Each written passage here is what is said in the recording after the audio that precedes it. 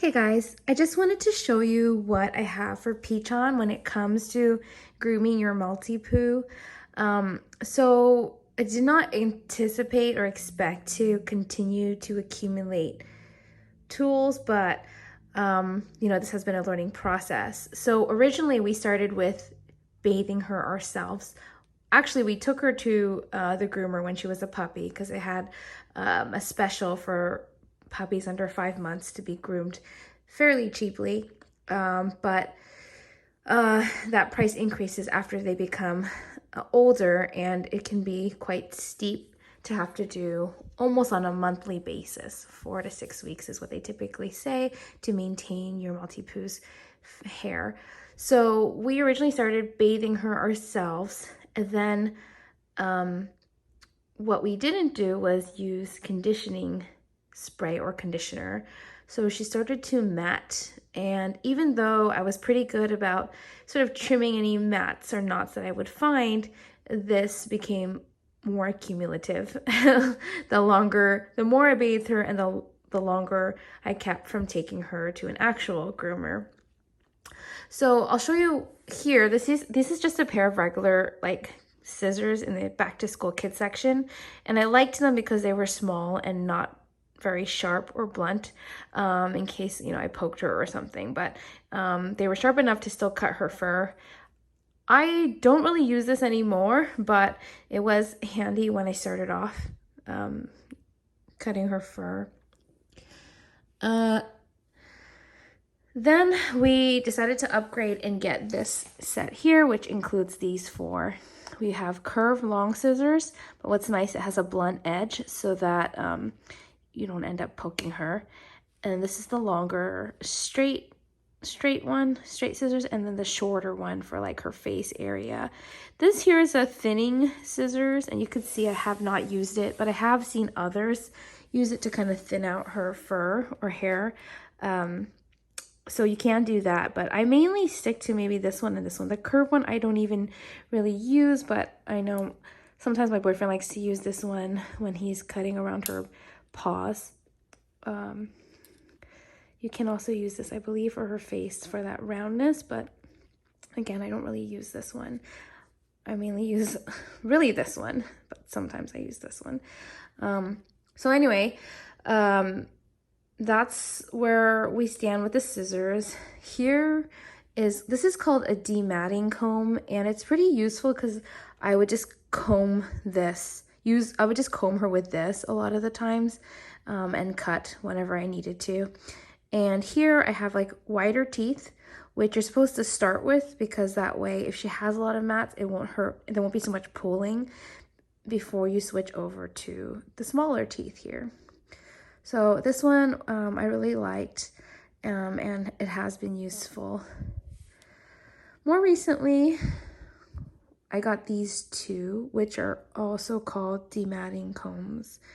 This one is curved. It has one sharp edge here on the side, and here is the top area. You could see, I just wanted to kind of show you how her fur catches and how you would like take it off. So this side's not sharp, right? But this side is, but it's curved. So, you just slowly brush her in the direction of her fur, and it'll cut through those knots and mats. So it makes for easier brushing. Here I have this little bucket I got from the dollar store. If I'm doing any cutting or trimming, I'll have this bucket available to me to kind of just throw her hair in so it doesn't become a mess. This tool was highly reviewed, and I ended up getting it as well because I saw a dog groomer use it. It is similar to this one here. This is where you put your thumb to rest it, and then you could see the blades here are pretty sharp. You would basically kind of just comb and cut through her fur. I think you can change, see the top, how there's a bolt there? You can change the direction if you're left-handed, because this seems a little weird to me. I think you would brush this way, hold and brush this way. You just have to be really careful not to cut yourself or your dog. So that side's fine. It's just this side's sharper. That's what I've seen. Not that anyone's cut themselves, but just to be careful because those blades are so exposed. When I have used this tool, it does cut through her mats and knots a way easier than this one here. This curved one takes more time. This one actually takes less time, but you have to be kind of consistent with it. We ended up taking her to the groomer because she just had too many mats, and as you'll see later, they had to shave her ears.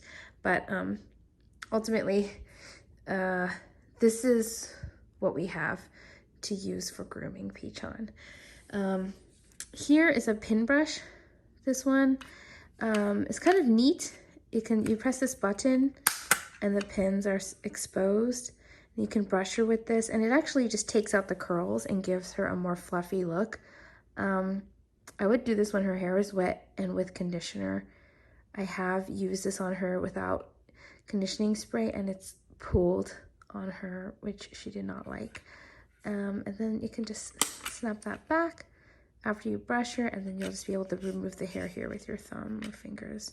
And that's kind of convenient for easy cleaning. So sometimes I use this. This is a lot. I would say this is overkill. Maybe you need this if you want her hair not to be so curly and more fluffy. I would pick maybe this tool, but if you're a little bit averse to blades, then maybe something that can cut through some of those mats. Either one of these, this dematting comb, and maybe one pair of scissors. This one. I would think you would need, those are the ones I use the most. And then of course, as I mentioned, the little bucket. So it is more than I anticipated, and there's a lot that comes with grooming her.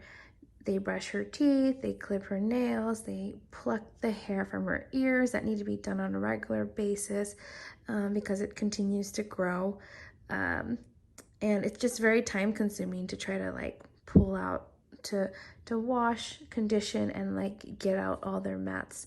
So one thing that I learned was when it comes to bathing her, we use puppy tearless shampoo, but we did not use conditioner. And over time, we found out later over time that the more you wash her without using conditioner, the more matted and knotted she can get. And those mats actually pull on her, can pull on her skin and hurt her.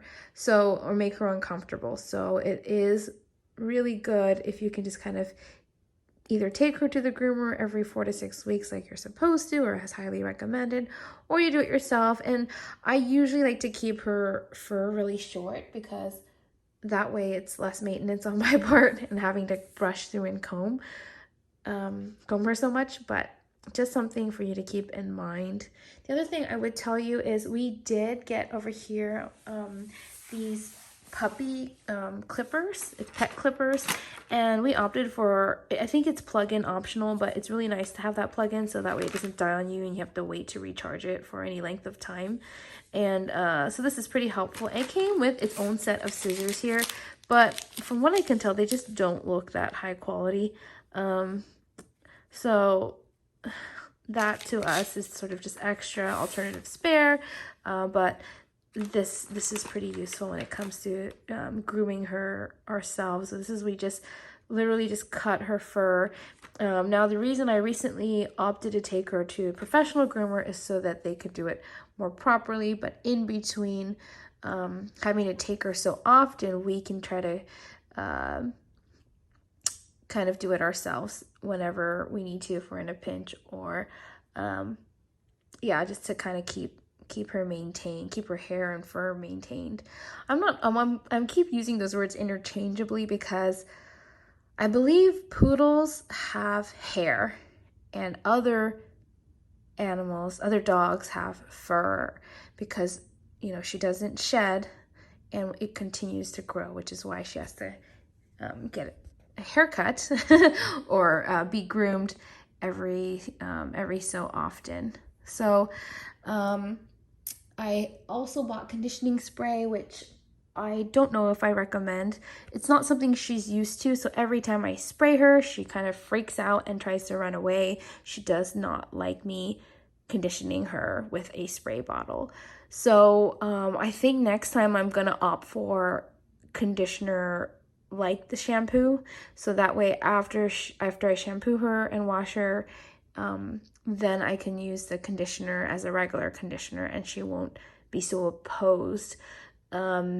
So that's probably what I'm gonna do next time. And then the spraying will help. Like if I had known the groomer was gonna shave her ears for being too matted, I would have tried to spray them with conditioning spray myself and just slowly work out the knots with these tools here. So I understand it's time consuming and they only have so much time to do everything that they need to do to make sure they groom her properly. But now she looks like a little baby Yoda or lamb, which is fine. It's super cute, but it is something I would have just been more, I would have liked to have been made more aware of.